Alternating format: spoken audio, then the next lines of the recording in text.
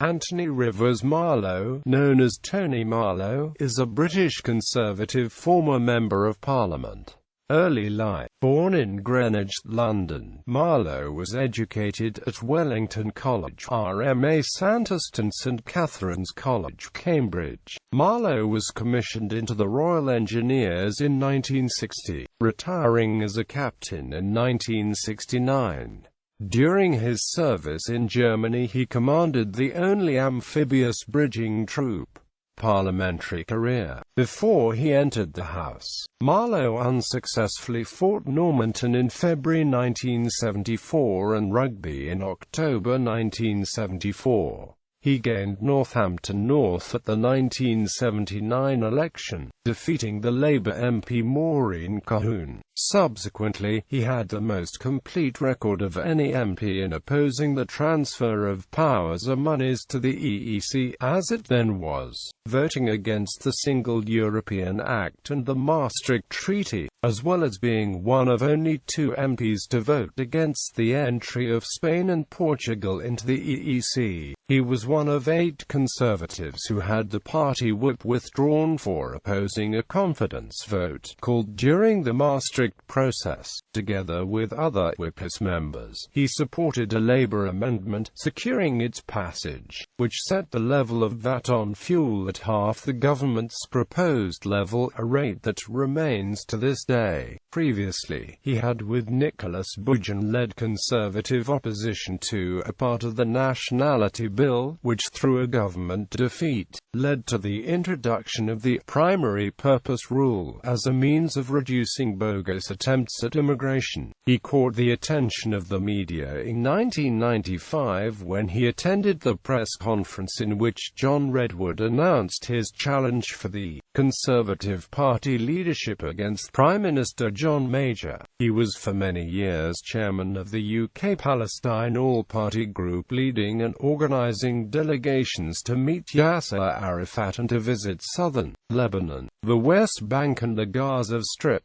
One delegation included John Major before his ministerial career. He also led a delegation to Iraq, meeting Saddam Hussein with the consequential release of a British businessman who had been held as a prisoner, with Professor Alan Woodruff of the London School of Hygiene and Tropical Medicine campaigned against dog nuisance based on the dangers arising from Toxocara canis, initiating the parliamentary campaign through the introduction of a 10-minute rule bill. In 1994 he was appointed chairman of the House of Commons Private Bill Committee on the earlier Crossrail proposal. The committee decided by a vote of 3 to 1 that the preamble had not been proven.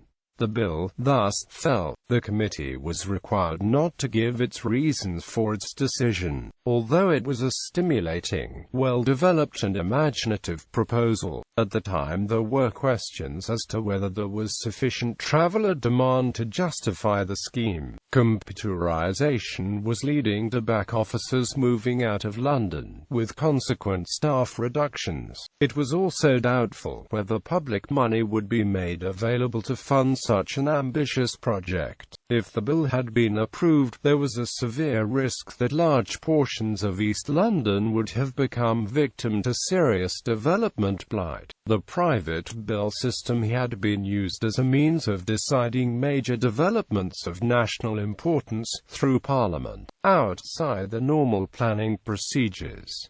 This was the last time that it was put to use. As candidate before his election to Parliament, Marlow twice addressed the Conservative Party conference. He predicted that the European Assembly would have one overriding objective, and that was to secure ever more powers for itself. On the second occasion he ended his speech with the words, "The Prime Minister has told us to tell the people about the government's economic policy. I would rather tell them about Conservative economic policy." He received a partial standing ovation, although the speech caused subsequent difficulties during his successful selection process for the Northampton North constituency. Marlow lost his seat in the 1997 election to Labour's Sally Keeble, Bodie, Dugin, Gill, Gorman, Marlow, Shepherd, Taylor and Wilkinson. The Whippers 8 were the original progenitors of Brexit. It could be claimed, in contradiction of Enoch Powell's famous dictum, that the political careers did not end in failure